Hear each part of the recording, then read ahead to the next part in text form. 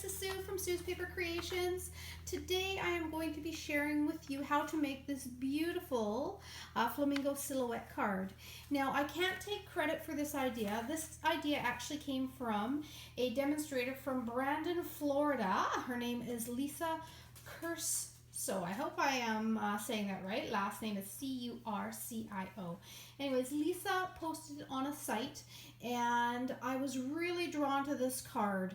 And it actually made me laugh a little bit. She had actually mentioned another demonstrator from Texas, Michelle Zindorf, and she is an amazing Stampin' Up! Demonstrator that does a lot of silhouette cards. And I remember when I was first a demonstrator, I would spend hours watching Michelle's videos and trying to figure out brayering. And I mean, that was 9 years ago.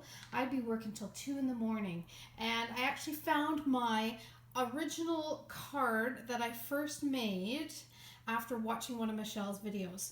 So I haven't actually done a silhouette card since then. And so when I saw this one by Lisa's, I thought, all my customers are loving the Flamingo Stamp Set, the fabulous Flamingo Stamp Set. So I thought I am going to do my take on it. This is the stamp set here that we're going to be using the silhouette from, and that is the fabulous Flamingo. It is a super cute set. With Lisa's, you can go to her blog actually, and she used sponges. I was reading today, she actually used sponges to do her sunset and to lay down her color in the background. I'm going to try it a little bit different. This time I'm going to actually use foam brayers just because I love using foam brayers. And originally when I did the first silhouette card many years ago, I used the rubber brayers and they were so hard to control, I found anyway, that the foam brayers are just really easy to lay down the colors and build color. So I want to show you kind of my quick and easy take on this card. So let's get started. Okay, I am going to be using a few different colors for the background. I am going to be using Daffodil Delight. I am going to be using Tangerine Tango. So let's get out my colors here. So there's a Tangerine Tango. I'm also going to be using some So Saffron, a little bit of Rose Red. For the darker areas on the card, I am going to be bringing in Island Indigo and Early Espresso, and then sponging a little bit of black as well. Okay, so the first thing that I found, get all these ink pads out of the way, the first thing that I found with doing this card, just grab my yellow here, was that I had to figure out where I wanted my flamingo to be, okay? And that kind of set the area for the card.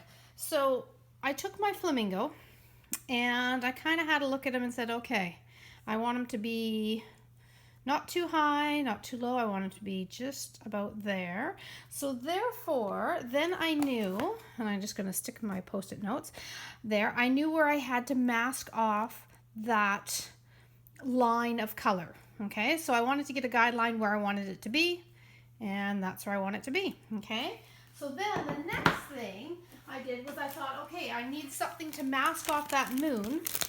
So I just so happened to, we did the bokeh technique not too long ago, and I made a whole bunch of stencils for everyone to take home who were in the technique class.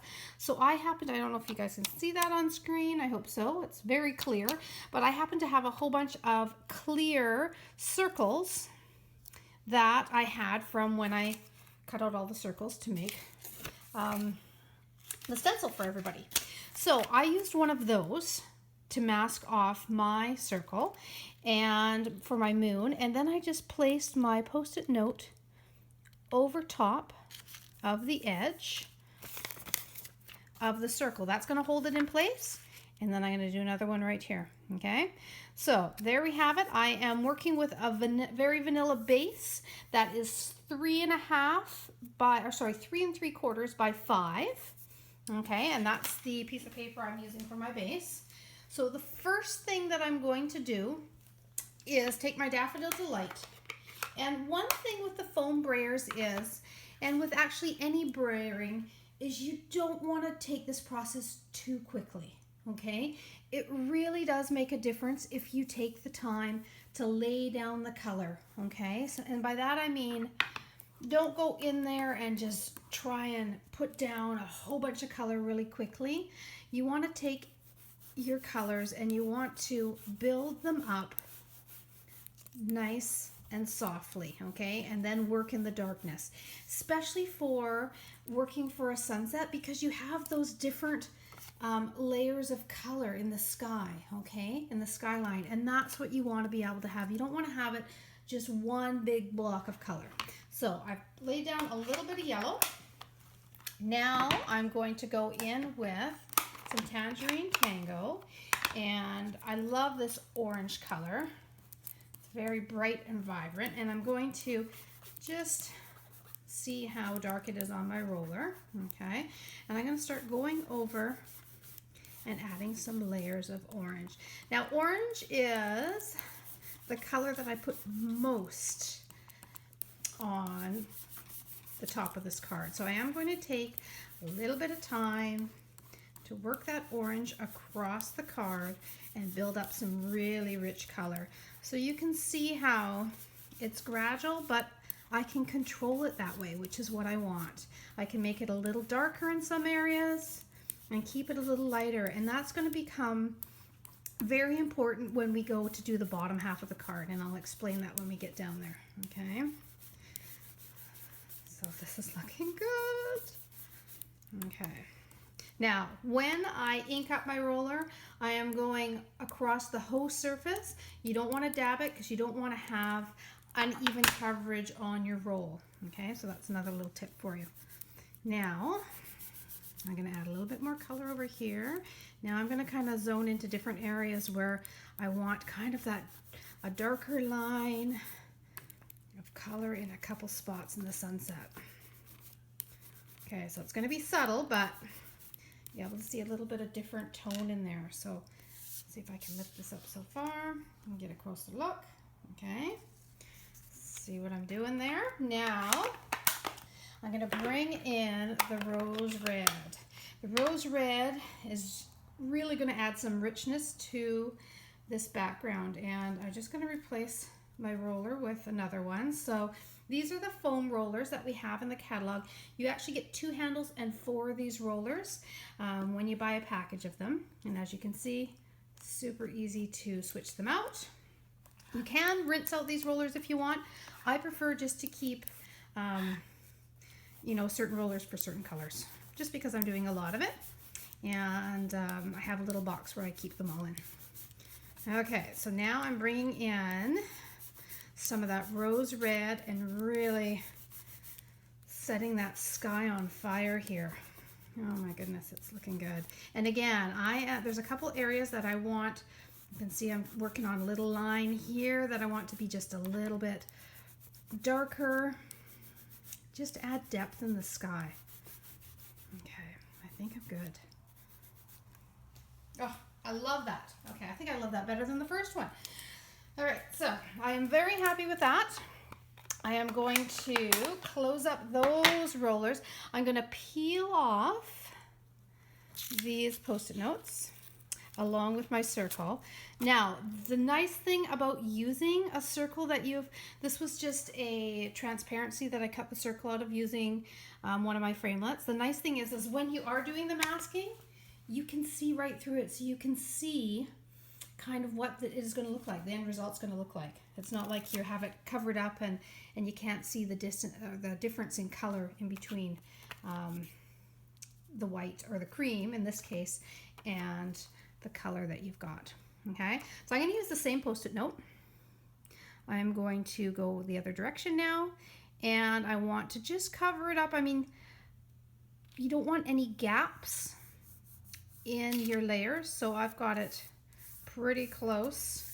It's overlapping, I mean, ever so slightly. I can see a very small amount of the orange on the bottom, just a little bit, and that's what I want. Okay, so there's no blocking color from the top to the bottom. All right, I'm going to start those bottom colors now. We are going in with Island Indigo. And first thing I'm going to do is just do a nice light layer over the bottom. Okay. There we go. Now, this is where these foam rollers really are nice to work with, is when you're wanting to control your light and your dark. I'm going to bring in the sample that I did. And you can see how underneath where this moon is, I wanted to keep this area slightly lighter because you have got that light bouncing off of the water. So you want it to be a little bit lighter there and around the edges darker.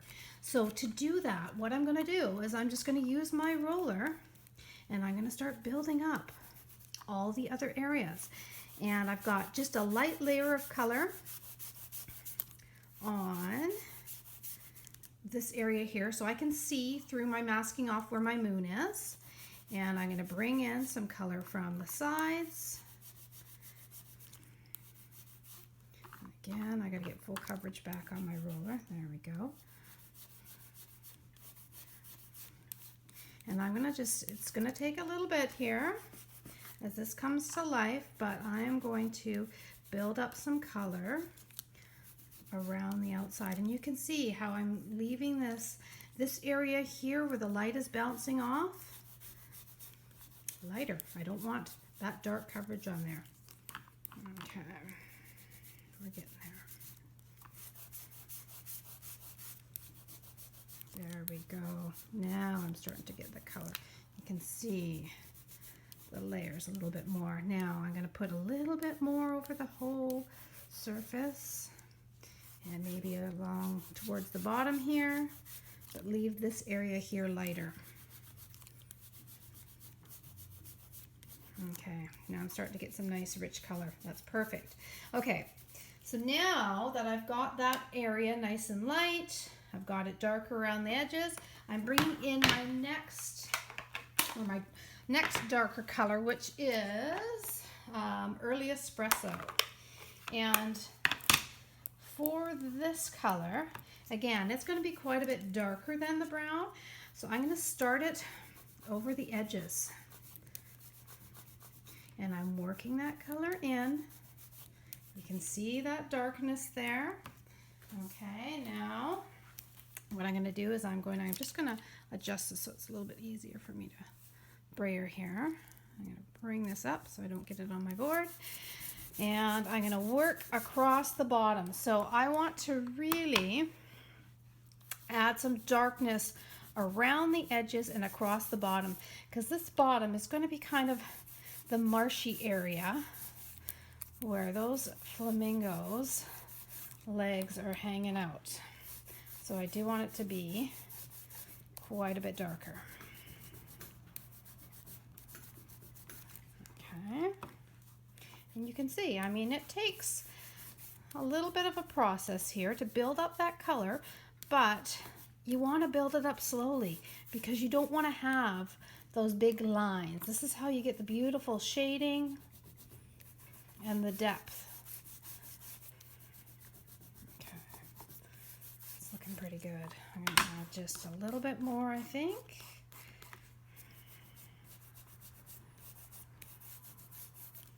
And then I'm going to bring in a little tiny bit of black in a minute. There, I think that's pretty good. Okay. Yeah, it's looking pretty good. Okay. So now my last color I'm going to bring in is going to be the black, and I'm going to just use a little bit of a sponge for this one. So I use these little tiny, I even forget what these are called. I use them for chip clips as well for different bags in my pantry, but alligator clips, I believe. Anyway, that is what I use for my sponges, and then I actually write the name on them. Okay. And then it's a nice sturdy handle to hang on to. So I'm just making sure I don't have too much black on my sponge, and I'm going to go in and I just want to sponge around the edges, and I want to bring in that little bit of black around the bottom here. Okay, it's looking a bit better. Just to darken it up a little bit, okay? All right, we're almost ready for our flamingo. This is exciting. So I'm going to peel this back. You can see, isn't that amazing? And I'm going to flip it over. I'll actually just bring this kind of up this way, just because I want you guys to be able to see kind of it on a cleaner surface, because then the color bounces off a little more. There, that's better. Then you can see the contrast, okay? All right, so now our next step is that we are going to sponge. This is looking a little bit too vanilla. And so I need to add a little bit of So Saffron. And again, I'm going to use a sponge. And I'm going to go in and just add a little glow to our moon. And I'm going to bring that little bit of a glow down that white area where it's bouncing off of the water. There. Isn't that beautiful? Okay. I'm very happy with this so far. Okay. So now I am going to bring in, now for the flamingo, I thought, okay, at first I would stamp just this silhouette here, but because I need the legs off of this stamp here. So what I'm going to do is I'm actually going to stamp this stamp first, then I'm going to stamp this one over top, okay? And because this is a photopolymer stamp, I am going to bring in one of our Stampin' Mats, because I really want that extra sponge underneath there, okay? I want to try and get this, oh, look at how that looks like it's glowing already. So exciting. Okay, I really want to get this flamingo as solid as I can. And I'm going to show you a little bit of a trick later, because it is going to be hard to get it as solid as it is on the sample just by stamping it. But we need a definite guideline of to where to fill it in. So here we go. No pressure, hey? That perfect in the middle of the moon. Love it. All right, it's going down. All right, so for photopolymer stamps, you want to make sure that you hold it there for a couple seconds longer than you would for your wood stamps and just your cling clear stamps. Just because it doesn't have the sponge in the stamp like the other ones do, and so you need to have that extra sponge underneath. That's why I had the mat. But not only that, it needs time for the ink to transfer from the stamp onto the paper. Okay, so you can see we've got a little bit of not so darkness there. We're not going to worry about that right now. I'm going to bring in my full body piece and I'm going to ink this up. Now, whenever I'm inking up solid stamps like this, I want to make sure that they are fully covered. I actually press the ink pad to the stamp so that I can see that it has full coverage. And that looks like about as black as I'm going to get it. Okay, now I'm going to have to kind of go over top a little bit, so I hope I don't cast too many shadows here, but I really want to line this up carefully. I've got lining up with the two little tail feathers as well as the beak. And here we go. I'm going down. Okay, so again, I'm giving it a couple seconds. My first one still had some white areas in the center, but again, I'm going to show you how to fix that. Okay, let's see. This one will be a little bit more solid. Oh, that's actually not too bad. Okay, so there is our flamingo stamped. Now, you can see that there is still, of course, a little bit of open whiteness there that we want to get rid of. So this is where you're going to bring out your Stampin' Write markers. And I have got a basic black one here. And I'm just going to go in and just fill in the rest of that silhouette and get rid of any of those white marks.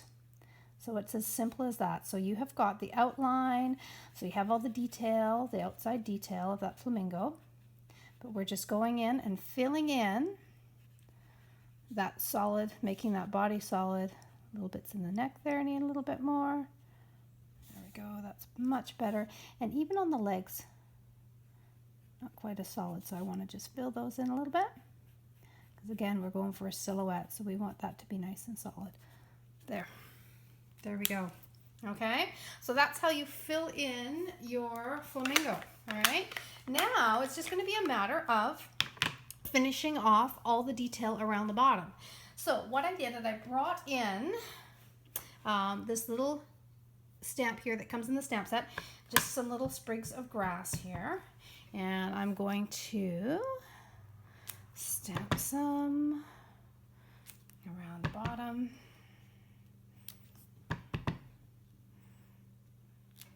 Like this, just around the grass like that.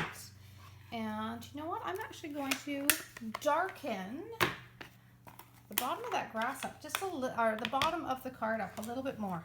I want a little bit darker than that. I'm going to bring in my espresso. I can still go over the area, but that's better. That's what I was looking for. Amazing how that, just a little bit extra color makes a difference with your shading. Yep, I like that much better. Okay. So with this, actually I'm going to need the early espresso out again, because now I'm going to take this other stamp set that is from the Fabulous Flamingo, and it's just kind of a little bit of water look to it, little water stamp, and I want to add that in the espresso. So again, it's kind of, you know, a little bit of a ripple effect that's in there, but it's dark. See that? And there we have got our greenery around there. So we are all done with the silhouette. Now it's a matter of adding our layers. So I am going to bring in, I wanted, because of the black, I wanted to frame the card in with black because it just makes that flamingo pop and kind of darkens around the edges down here, which is what I want. So I'm going to bring in the base as well, which I decided to go with the Island Indigo, which is the color of that we used for the base of that water. And I'm going to use a little bit of snail. I'm just going to pop this base and this black together like that.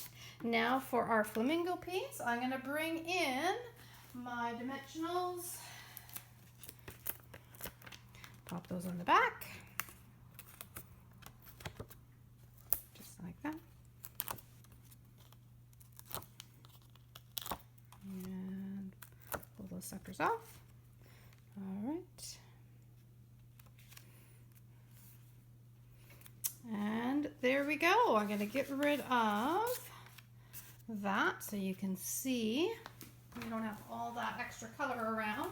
So that is my silhouette flamingo card, my version of what Lisa had created. That's Lisa Curcio, C-U-R-C-I-O, Lisa, and she is from Brandon, Florida. So thank you for that beautiful design, Lisa, and I hope I did an okay version of it.